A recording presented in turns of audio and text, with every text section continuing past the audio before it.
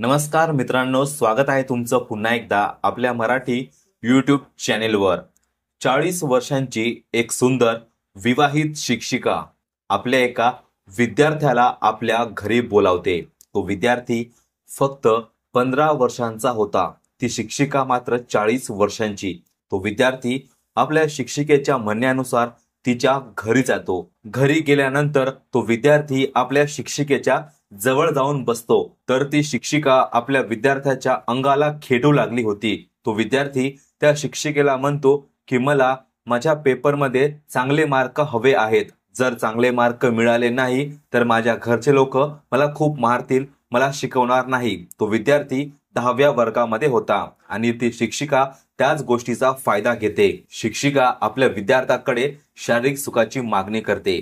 त्या विद्यार्थ्याकडे कोणताही रस्ता दिसत नाही आणि तो देखील त्या महिलेसोबत संबंध स्थापित करतो, पण समोर चालून असं काही घडणार आहे हे त्यांनी कधी विचार देखील केला नव्हता। या घटनेने विद्यार्थी आणि गुरुच्या नात्याला काळीमा फासली आहे। नेमकं काय आहे संपूर्ण प्रकरण जाणून घेऊया, पण त्या अगोदर जर तुम्ही आपल्या या यूट्यूब चॅनलवर नवीन असाल तर सबस्क्राइब करा आणि हा व्हिडिओ शेवटपर्यंत नक्की बघा। घटना समोर आली आहे हरियाणा राज्यातील गुरुग्राम येथील रेवाडी या ठिकाणाहून। रेवाडी येथे सोनम शुक्ला नावाची 40 वर्षांची महिला आपल्या कुटुंबासोबत राहायची। सोनम शुक्लाचा नवरा हा इंजिनियर म्हणून काम करायचा, त्यामुळे तो हप्त्यातून 5 दिवस गावाच्या बाहेर असायचा आणि 2 दिवस घरी असायचा बायको आणि आपल्या मुलीजवळ। सोनम शुक्लाला एक मुलगी होती आणि नवरा कामाच्या निमित्ताने बाहेर जाईल तेव्हा ती आपल्या मुलीसोबत सासू आणि सासऱ्यासोबत राहत होती। सोनम शुक्लाबद्दल सांगायचं म्हणजे ती एका प्रायव्हेट शाळेवर शिक्षिका म्हणून काम करत होती आणि सोनम सकाळी आपल्या शाळेमध्ये जायची तर दुपारी परत येत होती। यामध्ये कधी कधी तिला मीटिंग असायच्या, कधी कधी ऑफिसचे इतर काम पण तिला राहत होते। अशा प्रकारचं सोनमचं आयुष्य चालू होतं। सोनम आपल्या मुलीसोबत आणि नवऱ्यासोबत खूप खुश होती। सोनम इयत्ता 10व्या वर्गातील मुलांना आणि मुलींना शिकवत होती। तिच्याच वर्गामध्ये पवन कुमार नावाचा एक 15 वर्षांचा मुलगा राहायचा।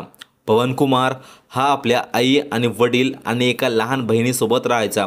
पवन कुमारचा वडील हा देखील जॉबला होता, त्याची आई देखील जॉबला होती, त्यामुळे पवन कुमारला पैशांची कोणतीही कमी नव्हती, पण तो शिक्षणामध्ये जास्त काही हुशार नव्हता। त्यामुळे त्याच्या घरच्यांची अपेक्षा होती की त्याने परीक्षेमध्ये चांगले गुण घेतले पाहिजे, जेणेकरून समोर त्याला एका चांगल्या कॉलेजमध्ये शिकवता येईल। अशामध्ये पवनला त्याच्या घरच्यांनी कोचिंग क्लासेस लावले होते आणि त्यासोबत ते पवनच्या शिक्षिकेला म्हणजे सोनम शुक्लाला सांगतात की तुम्ही आमच्या मुलावर योग्य ते लक्ष द्या, त्याला शिकवा, लागेल तर आम्ही तुम्हाला पैसे देऊ, तुम्ही त्याला तुमच्या घरी बोलून शिकवा किंवा आमच्या घरी येऊन शिकवा, असं पवनच्या घरचे सोनम शुक्लाला म्हणू लागले होते। सोनम आणि पवन या दोघांचे घर एकमेकांच्या जवळ होते, त्यामुळे कधी कधी हे दोघे जण एकमेकांच्या सोबत शाळेमध्ये जात होते। आता सोनमला आपल्या काही गरजा पूर्ण करायच्या होत्या, कारण तिचा नवरा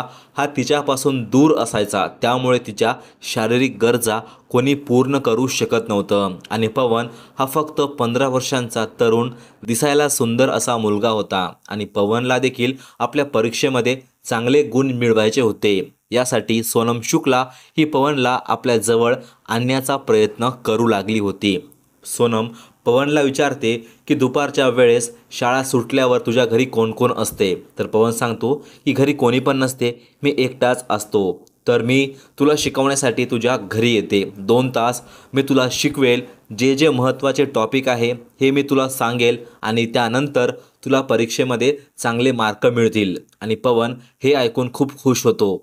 सोनम शुक्ला पवनच्या आई आणि वडिलांना बोलते आणि त्यांच्याकडून पैसे देखील घेत होती आणि ज्यावेळेस दुपारी पवन कुमार घरी एकटा असायचा, सोनम ही पवनच्या घरी जात होती। आता मागचे 15-20 दिवस झाले होते, सोनम ही पवनला आपल्या जवळ आणण्याचा प्रयत्न करू लागली होती। ती मुद्दामून एकदम टाईट कपडे घालून जात होती, जेणेकरून पवन देखील सोनमकडे पाहतच राहत होता. अशामध्ये पवनला समजू लागलं होतं की सोनमच्या नजरेमध्ये नेमकी कोणती भावना आहे.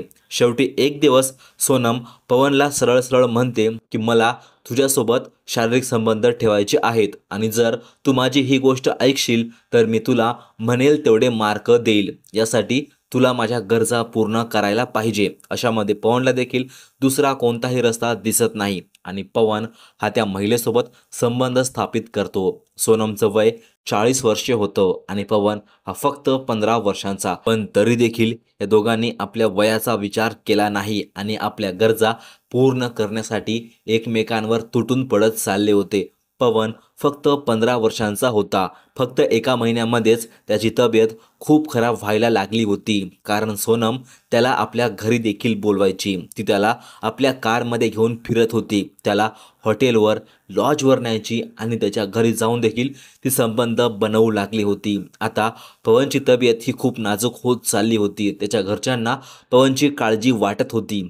घरचे लोक त्याला दवाखान्यामध्ये भरती करतात, त्याचा इलाज चालतो. पण पवन घडलेलं काही पण घरच्यांना सांगत नाही. जेव्हा पवनची तब्येत खूप खराब होते त्यावेळेस मात्र पवनने आपल्या घरच्यांना घडलेला सर्व प्रकार सांगितला होता. पवन आपल्या घरच्यांना सांगतो की त्याची टीचर सोनम शुक्ला ही त्याला शारीरिक संबंध बनवण्यासाठी भाग पाडते. पवन कित्येक वेळास त्या शिक्षकापासून दूर जाण्याचा प्रयत्न करतो, पण ती शिक्षिका त्याला जबरदस्ती आपल्या जवळ आणते आणि त्या पवनसोबत ती शारीरिक संबंध स्थापित करते आणि आपल्या सर्व गरजा पूर्ण करून घेण्यासाठी ती पवनला पॉवरच्या गोळ्या देखील देऊ लागली होती. त्या गोळ्या खाऊन पवन त्या महिलेच्या सर्व गरजा पूर्ण करू लागला होता. अशामध्ये त्या बाईने त्या मुलाला खूप गोळ्या खाऊ घातल्या आणि ज्या वेळेस पण तिला आपल्या गरजा पूर्ण करायच्या होत्या ती पवनला बाहेर बोलवायची आणि त्या मुलावरती अत्याचार करत होती. पवन देखील अडकून बसला होता. तो फक्त 15 वर्षांचा होता.